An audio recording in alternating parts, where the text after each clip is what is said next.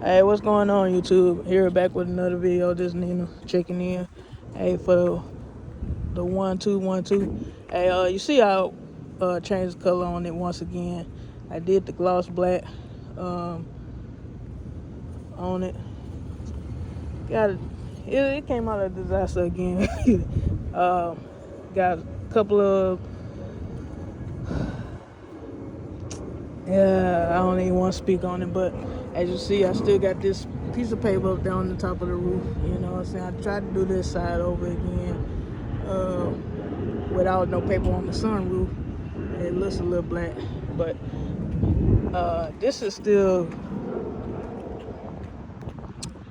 the satin black on the back. I stepped on the top of the trunk, you know what I'm saying, to get to the hood. To the roof. So get in the comments below and let me know if you like the satin black better.